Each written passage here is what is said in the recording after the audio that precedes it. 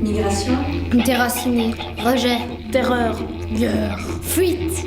Inconnu. Crier. Danger. Insécurité. Peur. Fermeture des frontières. Courage. Discrimination. Exil. Mais c'est quoi les migrations? Si on regarde la planète Terre depuis l'espace, on constate qu'il n'y a pas de ligne, pas de frontières. Les obstacles au déplacement sont les mers, les océans, les montagnes, qui sont des éléments naturels. Mais depuis toujours, l'homme éprouve le besoin de marquer son territoire pour dire « Ici, c'est chez moi, et tu ne peux pas y entrer sans mon autorisation. » Un peu comme les lions et les hyènes qui font pipi partout pour marquer leur territoire, quoi. Depuis que l'être humain existe, il n'a cessé de se déplacer sur Terre, traverser les mers et les déserts et les continents pour peupler le monde qu'on connaît aujourd'hui. Mais donc ça veut dire que si je fais un test ADN, je vais trouver plein d'origines différentes. Certainement, la lignée pure n'existe pas. Ben oui, on n'est pas des chevaux. Ben ouais, mais on s'égare là. Revenons-en à nos moutons, à nos migrations. Nous disions donc que c'est normal de circuler sur Terre. Le problème, c'est que l'humain essaye d'empêcher ça et ferme les frontières. Pour le justifier, ils essayent de nous faire croire que tout le monde veut venir chez nous et qu'on n'a pas assez de place. Ils nous montrent ce genre de carte alors qu'en vérité, vu le nombre d'habitants en Europe, c'est pas les quelques milliers de personnes qui vont arriver qui vont changer quelque chose. Ça veut dire que sur 1000 personnes, il y en a que 3 à accueillir. Ce n'est pas ce qui va nous appauvrir, hein. Et il y en a qui partent pour sauver leur vie. Ben oui, il y en a qui aimeraient bien rester dans leur pays d'origine, mais qui à un moment donné sont obligés de le quitter. Être exilé, ce n'est pas un choix. Comme on peut le voir, beaucoup de flèches partent de l'Europe. Ce sont surtout les Européens qui migrent vers d'autres régions du monde. Donc en fait, on reproche aux autres de vouloir migrer, alors qu'en vrai, ce sont les Européens les migrants numéro 1. Et les expats, c'est qui alors? Les expats? Oh ça, c'est un joli mot qu'on donne aux blancs pour pas dire migrants. Les gens fuient leur pays à cause de la guerre? Pas seulement, il y a plein de raisons qui poussent les gens à devoir partir. Il y a certains pays dans le monde qui ne respectent pas les droits fondamentaux des humains et qui imposent à leurs citoyens les opinions, la religion, l'orientation politique. Ils peuvent être accusés ou emprisonnés s'ils ne respectent pas ces lois. Parfois, il peut même arriver qu'ils soient condamnés à mort juste parce qu'ils ont manifesté. C'est dingue. Et il y a encore des autres choses comme ça?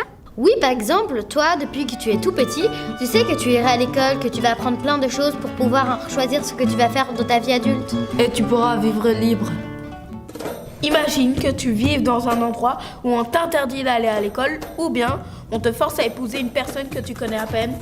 À mon avis, mes parents m'emmèneraient ailleurs pour que j'ai un meilleur avenir. Eh bien, c'est exactement ce que font beaucoup de personnes qui arrivent jusqu'ici. Ici, on a de la chance. Le service militaire n'est plus obligatoire. Mais dans certains pays, il arrive même qu'on utilise des jeunes enfants pour aller au combat. Obliger les enfants à ôter des vies, c'est le pire. Les gens sont parfois en danger de mort dans leur pays parce qu'ils font partie d'une communauté religieuse ou ethnique minoritaire. C'est quoi une communauté ethnique? Ben, c'est un groupe constitué de personnes qui ont la même culture, la même origine, le même tout, quoi. Est-ce qu'on peut être ethnique tout seul? Non, il faut minimum être 2. Allez les gars, un peu de sérieux là. On va parler d'excision. C'est quoi? Ça consiste à retirer un morceau des parties intimes chez les filles, que des gens considèrent comme impures. Même si les lois sont votées pour interdire cette pratique, il est très difficile d'en être protégé. Les victimes sont souvent des petites filles qui n'ont pas encore l'âge de se défendre. Les parents qui veulent protéger leurs filles doivent fuir dans un autre pays. Oh, il y a des gens qui sont vraiment pas libres d'être ce qu'ils sont. Par exemple, les homosexuels. Ils ne peuvent pas aimer qui ils veulent. Que ce soit ici ou ailleurs. Sauf que ailleurs, ils sont condamnés à mort.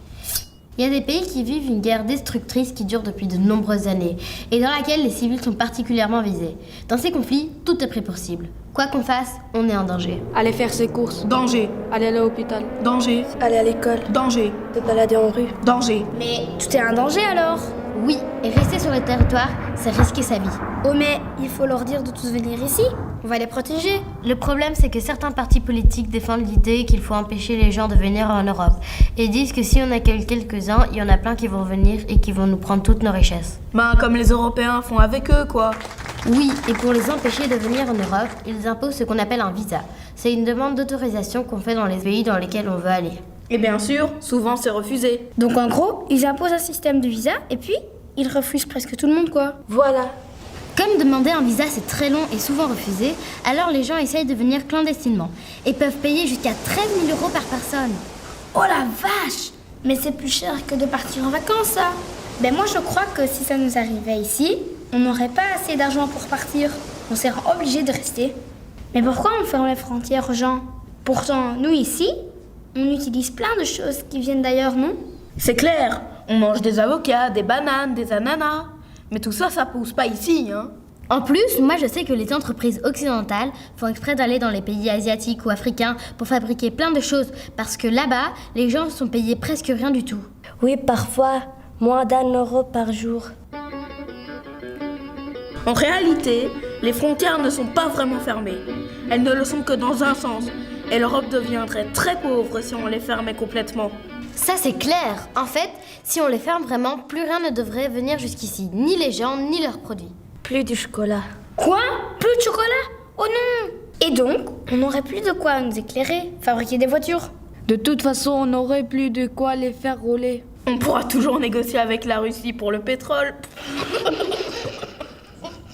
Frontières fermées, on ne pourra plus vendre d'armes en Orient alors. Mais du coup, les gens n'auraient plus besoin de venir se réfugier ici. Ah ouais! Fermer les frontières, ce serait peut-être une bonne idée. Ça sauverait les gens. Par contre, ici, ce serait la cata. Parce qu'on a quand même besoin des autres pays pour vivre. La terre appartient à tout le monde et puis c'est tout. Mais qu'est-ce qu'on peut faire pour changer les choses alors? Grandir très vite. Essayer de changer le monde. Montrer aux adultes que c'est nous, les acteurs de demain. À notre âge, on peut informer et sensibiliser. Attention les adultes!